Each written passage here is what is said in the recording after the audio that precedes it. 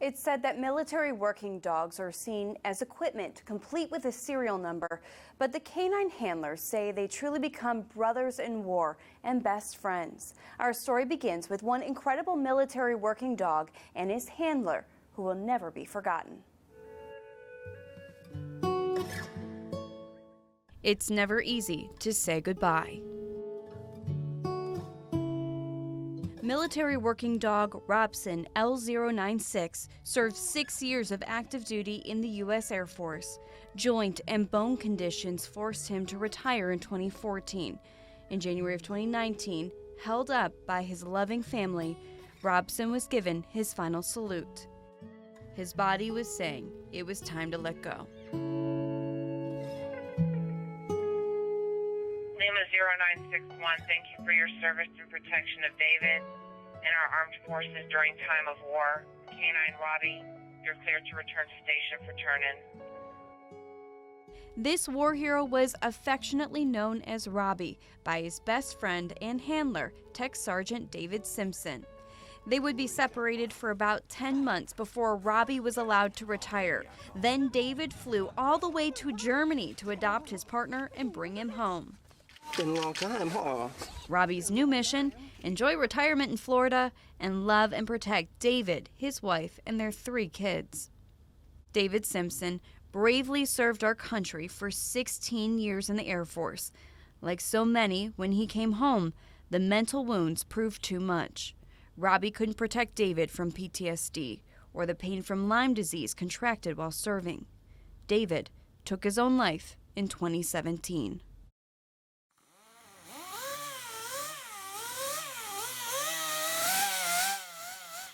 A 1,000 miles away in central Ohio, their story is coming back to life. See David's kids hugging Robbie for the last time. And it would be nice to see them, to see Robbie reborn, for them. With wood as his canvas, Jim Mellick tells powerful stories.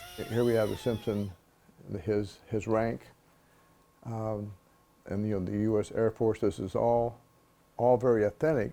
He's never met David or Robbie, but their story has been Jim's focus day in and day out for months. What I need to do is tell the story of the pain that is there. Having the uniform laying under the dog and the dog's waiting to go for a walk is symbolic of the wife and the children that are waiting as well, that they're missing, and the pain. If I could just tell every veteran, anybody who is thinking about suicide, it doesn't end with you. Your death is where it begins, because that's where the suffering starts. You're inflicting suffering on other people who, will miss you tremendously. This powerful art form is part of something so much bigger.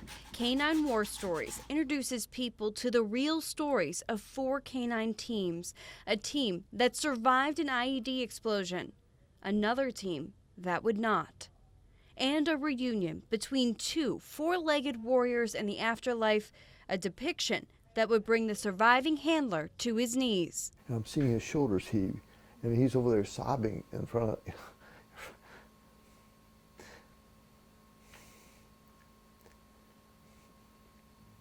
I'm just glad to be able to do these kinds of things for people.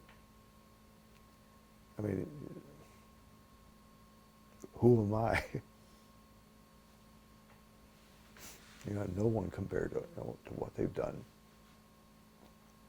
At 72 years young, Jim should be retired, and he's never served in the military, but he says this mission is his calling. I always thought that, God was working through me on his behalf. I'm just a vessel. Patriotism and a thank you for veteran service and sacrifice, which has allowed some veterans to open up about their experiences for the first time, and hopefully, with the completion of Robbie, show the painful reality of 22 veterans taking their lives every day. But there's no one at the other end of the leash, which also suggests the absence of David. With hundreds of hours put into each piece, each story, emotional and physical fatigue is wearing on Jim. But he says, but that's a story that I had to do. If it were the last one, this has to be the story to do.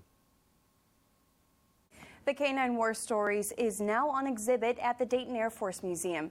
Jim's original series called The Wounded Warrior Dogs Project is also on display, and that depicts the service and injuries to veterans from every war as told through his canine artwork, and that exhibit runs through January 31st. For Spectrum News, I'm Lindsay Oliver.